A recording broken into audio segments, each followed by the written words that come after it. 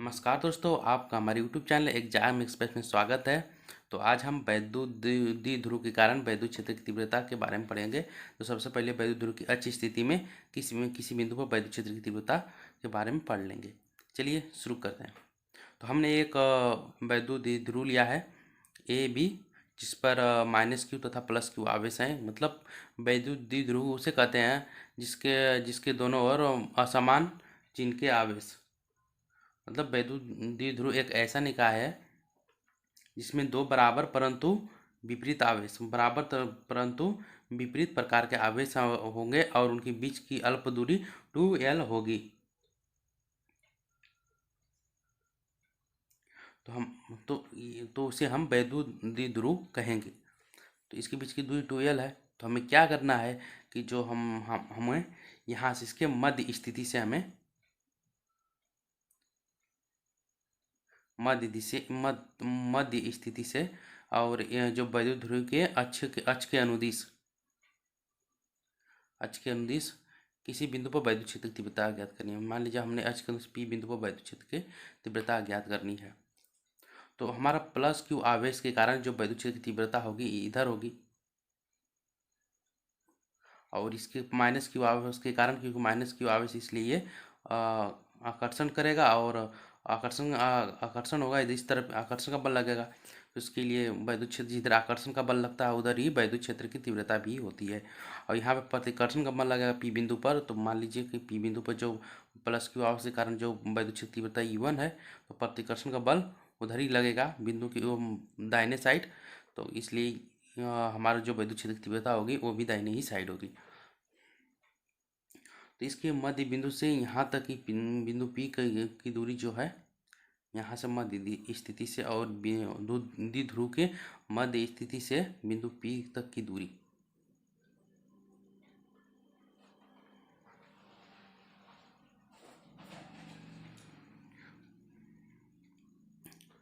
तो हम यहाँ पे क्या लिखेंगे, माइनस क्यू आवेश के कारण, सॉरी हमें E2 लिखना चाहिए, माइनस क्यू आवेश के कारण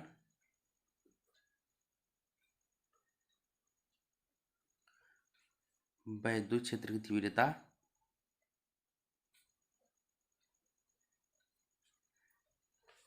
वैद्युत क्षेत्र की क्यू आवेश के कारण वैद्युत क्षेत्र की तीव्रता हमारा E2 हो जाएगी, और प्लस क्यू आवेश के कारण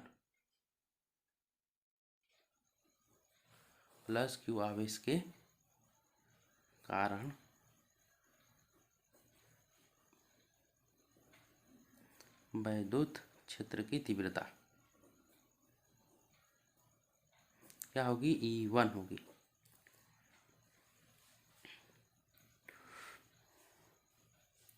तो माइनस क्यू आवेश के कारण वैद्युत क्षेत्र की तीव्रता E2 और प्लस क्यू आवेश के कारण वैद्युत क्षेत्र की तीव्रता E1। तो हम यहाँ पे एक चीज नोटिस करते हैं कि जो हमारा प्लस क्यू आवेश है बिंदु P के नज़दीक है। तो इसलिए जो प्लस क्यू आवेश होगा, प्लस क्यू आवेश की तीव्रता बिंदु P पे अधिक होगी। तो यहाँ पे क्या होगा, जो हमारा E1 होगा क्या होगा, E2 से अधिक होगा, यानी माइनस क्यू आवेश के कारण जो वैद्युत क्षेत्र की तीव्रता होगी उससे अधिक होगी। तो हमारा जो E1 के कारण जो वैद्युत क्षेत्र की तीव्रता होगी 4πε0 इंटू के, प्रावैद्युतांक यानी प्रावैद्युत माध्यम लिया है, तो उसका जो माध्यम का प्रावैद्युतांक है वो हमारा के है इंटू क्यू। अब हमारा के आर प्लस यल हो जाएगा, माइनस क्यू आवेश के लिए आर प्लस यल हो जाएगा। और हमारी ये जो होगी दिशा, इसकी कहाँ पे होगी, बी से पी दिशा में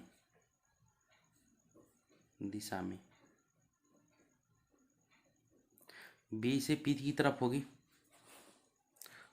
बी से पी की दिशा में होगी। और जो हमारा माइनस क्यू आवेश के कारण वैद्युत क्षेत्र की तीव्रता नहीं, प्लस यहाँ पे हमने प्लस क्यू आवेश के कारण जो हमारी वैद्युत क्षेत्र की तीव्रता E1 है, तो हमारा जो प्लस क्यू आवेश के कारण वैद्युत क्षेत्र का E1 जो होगी 1/4πε0 के क्यू बटे आर प्लस यल। क्यों नहीं, क्योंकि आर जो यहाँ से R plus L, sorry R plus नहीं आर माइनस यल होगा, गलती सॉरी, आर माइनस यल होगा, क्योंकि हमने यहाँ से तो हमें यहाँ से लेना है बी बिंदु से, बी पॉइंट से और पी पॉइंट के बीच की दूरी क्या है, आर माइनस यल। क्यों नहीं, क्योंकि ये मध्य बिंदु से लिया गया तो यल यल मतलब मध्य बिंदु से 2l है, तो आधी दूरी इधर यल हो जाएगी और आधा इधर, मतलब यल ये हो जाएगा और आधा यल इधर होगा, हो जाएगा। तो E1 की जो यहाँ बी बिंदु वैद्युत क्षेत्र की तीव्रता होगी बी से पी दिशा में 1/4πε0 इंटू के ए क्यू बटे आर माइनस यल का होल स्क्वायर। ठीक, अब हम बात करेंगे माइनस क्यू आवश्यक कारण।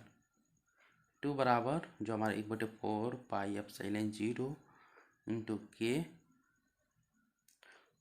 इंटू क्यू बटे आर प्लस यल का स्क्वायर।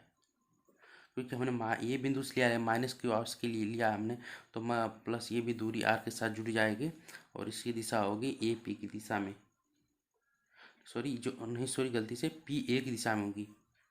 क्या होगी, पी ए के, यहाँ पे क्या आकर्षण का बल कार्य कर रहा है, तो ये पी ए की दिशा में होगी, ये दिशा में होगी, पी ए की दिशा में। तो यहाँ पे हम एक चीज़ देख रहे हैं, जो हमारा E1 है वो E2 से अधिक है।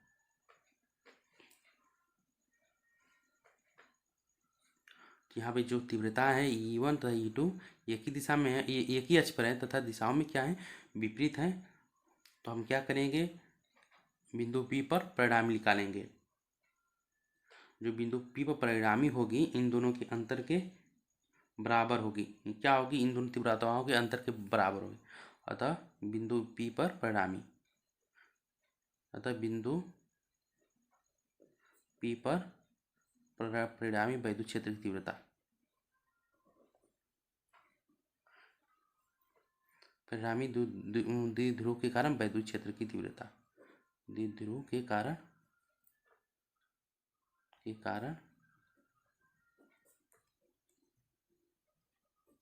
वैद्युत क्षेत्र की तीव्रता।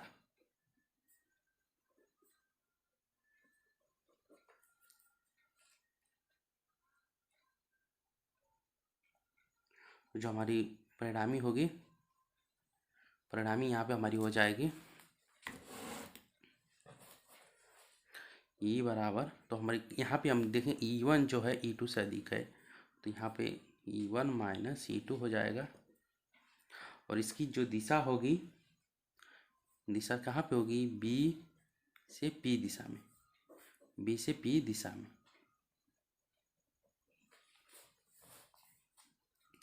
तो हमारे यहाँ पे E बराबर 1/4πε0 इंटू के क्यू बटे आर माइनस यल का होल की स्क्वायर माइनस 1/4πε0 इंटू क्यू बटे आर प्लस यल का होल स्क्वायर, न्यूटन प्रति कूलम बीपी दिशा में।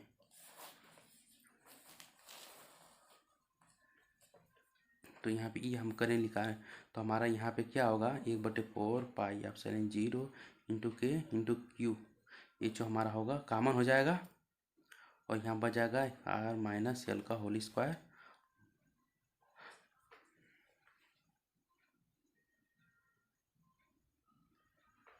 माइनस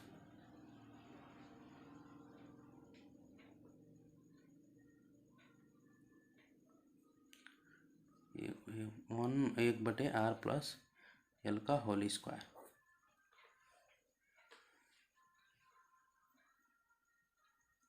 तो हमारे यहाँ पे हो जाएगा, इसको हम सॉल्व कर लेंगे, 4/0 इंटू क्यू और ये हमारा हो जाएगा। सोल्व करने के बाद यहाँ पे क्या होगा, 4LR हो जाएगा और हमारा ये हो जाएगा R का स्क्वायर माइनस L का स्क्वायर होल स्क्वायर हो जाएगा। क्योंकि हमारे ये पेज बहुत छोटा पड़ रहा है, इसलिए हमने मतलब इसको हमने सॉल्व करके आपको देखे नहीं दिखाया। सॉल्व करने के बाद इतना ही आएगा, 4LR कोष्टक में R स्क्वायर माइनस L का होल स्क्वायर आ जाएगा। तो यहाँ पे हम जो हमारी ई आ जाएगी हमारे वैद्युत क्षेत्र की तीव्रता, तो हमारी हो जाएगी 1/4πε0 इंटू यहाँ पे जो हमारा 2QL हो जाएगा और इंटू 2R हो जाएगा, आर स्क्वायर माइनस यल का होल स्क्वायर। यहाँ पे 2QL जो हमारा है ये क्या हमारा P है, क्या है P है।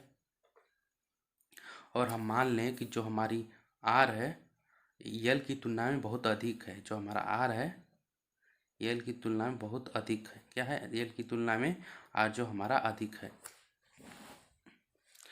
L की तुलना में R हमारा क्या है बहुत अधिक है, इसलिए हमारा L जो होगा L हमारा क्या होगा, L जो नगण्य यानी शून्य के बराबर हम कर लेंगे, शून्य के बराबर होगा L जो नगण्य होगा यानी लगभग शून्य के बराबर होगा। चलिए तो हमारा वैद्युत क्षेत्र की तीव्रता आ जाएगी E बराबर 1/4 pi epsilon 0 into K into यहाँ पे हो जाएगा P इंटू 2P हो जाएगा और ये हमारा जो हो जाएगा R का क्यूब हो जाएगा।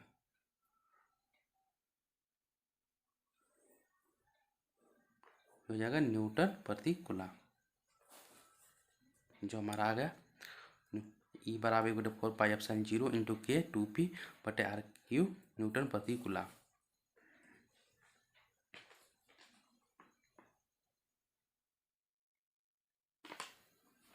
तो दोस्तों अगर हम मान लें कि अगर हम जो वैद्युत ध्रुव को वायु के लिए अगर माने तो हमने के बराबर क्या होगा 1 हो जाएगा। वायु के लिए हमारा वायु के लिए के बराबर 1 होगा। तो आप देख पा रहे हो, अच्छी तरह से आपको दिखा दूं, देख लीजिए।